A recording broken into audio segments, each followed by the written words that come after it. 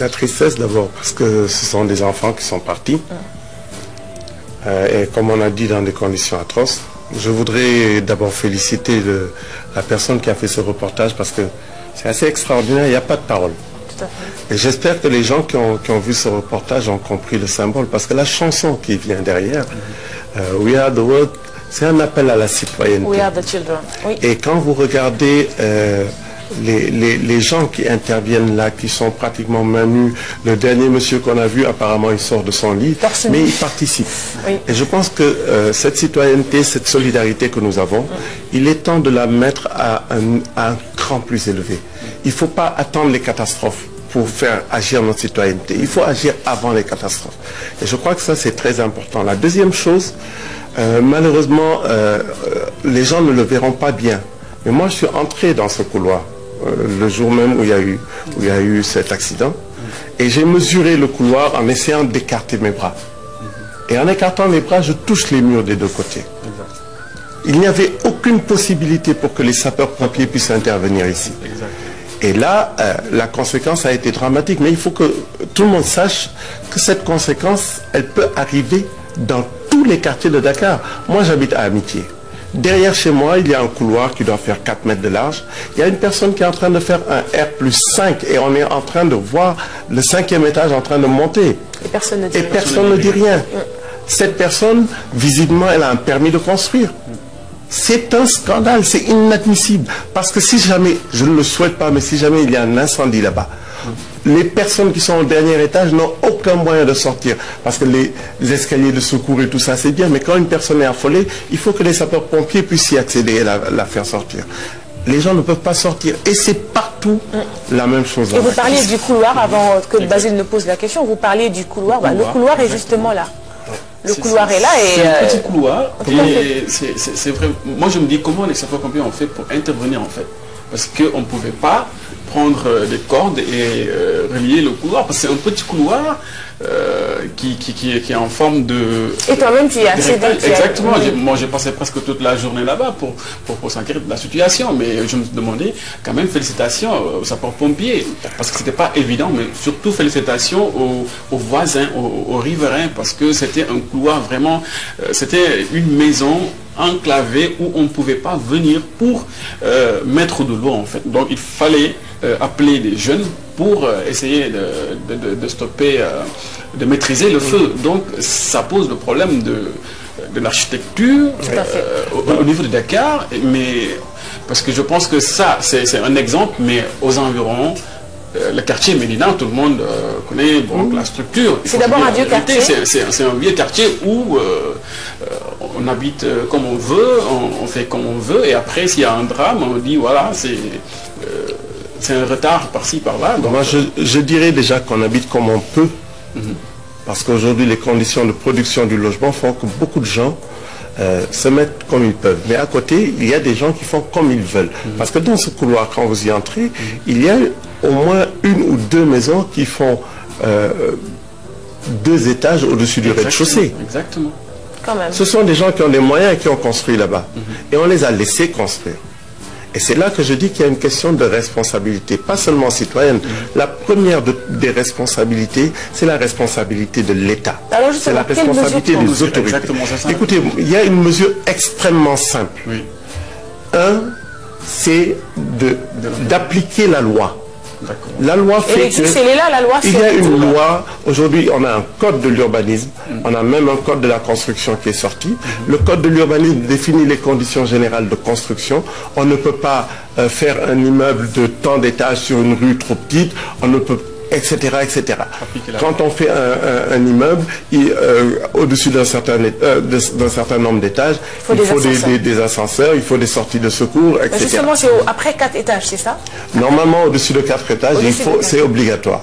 Mais malheureusement, très souvent, quand nous définissons des normes, nous faisons du copier-coller, puisque je suis en face d'un spécialiste de l'informatique. Et aujourd'hui, ce n'est pas adapté à nous. Regardez, vous parliez des sapeurs-pompiers. Moi, je leur tire mon chapeau parce que les moyens qu'ils ont par rapport à la tâche d'une ville comme Dakar, qui fait 3000 habitants, sont totalement dérisoires. 3 millions d'habitants, pardon. Vous avez des immeubles qui font 6-7 étages. on ne se pose pas la question de comment les sapeurs-pompiers vont intervenir là-bas. Quand c'est un immeuble de grande hauteur, on a moins de problèmes parce qu'il y a tellement de contrôle derrière que l'immeuble lui-même est fait pour se protéger en cas de sinistre. Mais prenez les immeubles de 4 ou 5 étages, comment ils vont faire pour intervenir? Comment ils vont faire pour accéder? Donc tout cela, c'est déjà codifié. Il faut l'appliquer. Appliquer la procédure de permis de construire sans tricher. Parce qu'aujourd'hui, malheureusement, dans notre pays, on voit des choses qui se font qui sont absolument inadmissibles. Et c'est la responsabilité de l'administration. Deuxième chose, je termine juste sur ce point. Une fois qu'on a fait le permis de construire, que la personne a construit, mais faisons comme dans d'autres pays voisins, certificat d'habitabilité. C'est tellement simple à mettre en place. Maintenant, les gens vont nous dire on n'a pas les moyens. C'est quoi, ça veut dire quoi un certificat d'habitabilité? C'est-à-dire que vous avez fini votre bâtiment, votre construction, avant que vous puissiez louer ou faire venir des gens dedans, on vient vous délivrer un certificat pour dire que c'est conforme à ce qui a été autorisé. Et normalement, on ne devrait pas avoir l'électricité et l'eau, etc., les branchements, si on n'a pas ce certificat. C'est ça qu'il faut, c'est peut-être la dernière mesure qui nous reste à mettre en place. Nous avons un certificat de conformité, mais tout le monde sait que le certificat de conformité, l'État, enfin les services de l'État n'ont pas les moyens d'aller vérifier sur chaque construction. Nous avions proposé à l'époque, et ça date de plus de 10 ans, nous avions proposé à l'État d'associer l'ordre des architectes. Les architectes sont assermentés avant de pouvoir exercer. Ça ne coûte rien, le Burkina l'a fait, de demander à chaque architecte, nous sommes 200 actuellement, de prendre une partie de la ville et de contrôler ce qui se passe là-bas.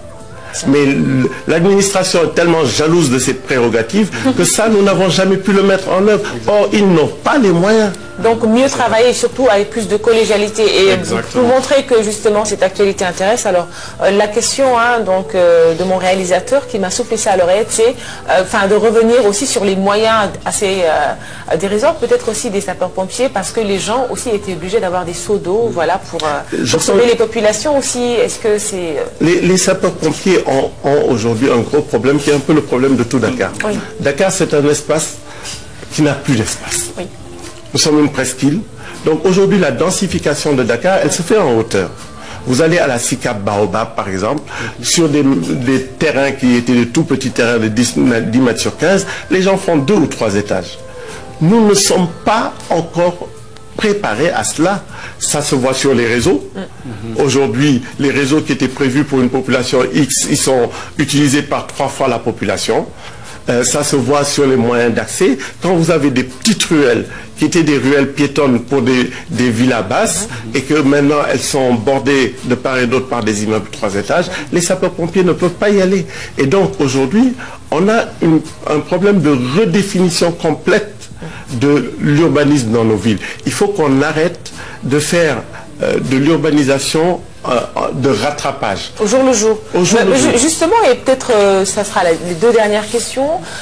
La première, c'est l'occasion maintenant, je pense, de repenser ou de penser à une capitale, ou en tout cas à comment, et pour quel type de capitale pour les Sénégalais, selon vous, en tant qu'architecte, et comment peut-être rattraper tout ça, si bien sûr on peut parler de rattraper. Pour moi, c'est pas simplement une question de capitale, c'est une question d'aménagement du territoire.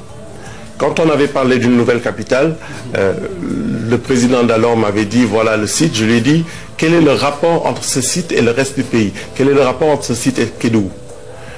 Aujourd'hui, ce qui est important de comprendre, c'est que nous ne pouvons pas gérer les problèmes de Dakar si nous ne gérons pas les problèmes de Kaolack, si nous ne gérons pas les problèmes de Fatick. C'est une question globale. Le maillage du territoire national doit être totalement repris. Il faut aujourd'hui que quelqu'un qui habite à Kaolack ne se sentent pas obligés de venir à Dakar pour avoir un espoir de travail. Déjà dans les villes. Mais également, et c'est extrêmement important, il faut que dans les campagnes, on donne aux gens des raisons de rester dans les campagnes. Si je travaille 3 mois, et les 3 mois ne me permettent pas de nourrir ma famille, je vais aller chercher ailleurs. Et donc c'est une question d'organisation. C'est un instinct de survie déjà. C'est un instinct de survie, ça c'est une première chose, mais la deuxième chose qui est encore plus importante, c'est aussi une question de citoyenneté. Comment on vit ensemble? qu'est-ce qu'on peut accepter, qu'est-ce qu'on ne peut pas accepter. Aujourd'hui, vous avez quelqu'un qui balaye devant chez lui, il va prendre les ordures et les mettre devant chez le voisin ou au milieu de la rue. Est-ce qu'aujourd'hui, nous sommes prêts à définir une nouvelle citoyenneté, une nouvelle manière de travailler ensemble, de vivre ensemble? Prenez cet exemple, l'exemple des enfants. On a beaucoup parlé des talibés. Tout le monde sait qu'il y a un problème. Mais dès que ça touche un peu la religion, nous sommes pusillanimes. Nous n'osons pas en parler. C'est un scandale. Aujourd'hui, moi, si je veux ouvrir une école, j'ai besoin d'une autorisation. Un dara, c'est une école? Exactement. Quelle autorisation les gens ont? Il suffit simplement de dire personne ne le fait tant qu'il n'a pas d'autorisation et mettre en place un petit système pour vérifier. Aujourd'hui, on nous dit il faut aider les daras. D'accord. Mais avant d'aider quelqu'un, il faut faire le point sur ce qui existe. Donc, mais parce que c'est de la religion, on n'ose pas en parler. Donc plus d'État dans vraiment notre manière de mieux d'État. Mieux d'État. Mieux d'État. Basile, pour la dernière question.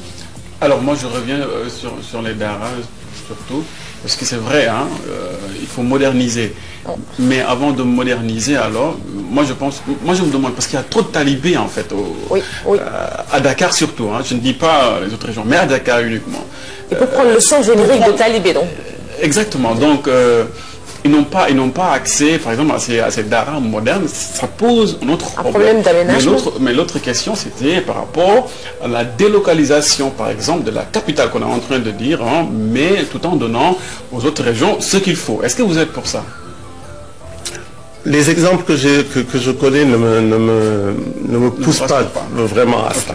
Brasilia, ça a été une délocalisation. Exactement. Avec un aspect très précis, c'était de recentrer le Brésil sur lui-même. Brasilia a été une réussite architecturale en termes de production, mais ça n'a pas réglé le problème des pauvres.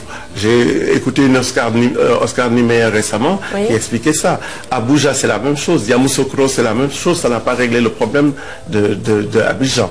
Donc je crois qu'il faut être prudent sur cela. Mais surtout, il faut avoir la volonté aujourd'hui d'éduquer les gens, de réfléchir ensemble sur une réorganisation du territoire national. Et malheureusement au Sénégal, on réinvente la roue. Les assises nationales, on en parlait. Qu'est-ce qu'on en a fait? Aujourd'hui, ce n'est pas la peine de faire encore des assises. Prenons ce que nous avons, réfléchissons dessus et allons jusqu'au bout. Notre problème dans ce pays, c'est que nous n'allons jamais jusqu'au bout. Je peux vous parier, malheureusement je suis très pessimiste, je peux vous parier que dans un mois, on aura oublié ça. On passera à autre chose. Et c'est peut-être l'occasion de lancer un appel aux autorités pour une fois. Arrêtons ça. Pour une fois, les grandes déclarations que j'ai vues plein de gens défiler là-bas, apporter leur soutien moral. C'est un peu comme après les inondations. C'est un peu comme après les inondations. Aujourd'hui, il y a encore des gens dans des zones inondées. Prenons les décisions, avançons. Dernière chose, éduquons les gens. Et ça, c'est à vous que je peux faire appel. Nous, on a un petit collège d'architecture, on se met à votre disposition. Organisez des émissions, faites des choses, mais expliquez aux gens que vivre ensemble, c'est un certain nombre de règles et que si ces règles ne sont pas respectées, on met en danger la vie des autres. Merci, un appel très très fort, on espère qu'il sera entendu. Merci beaucoup Jean-Charles Stahl d'avoir accepté notre invitation, d'être venu justement communier et surtout participer à cette œuvre donc à laquelle vous nous appelez, c'est-à-dire informer juste et vrai. Merci beaucoup. Nous allons vous servir un peu de tisane, donc histoire de détendre un petit peu l'atmosphère.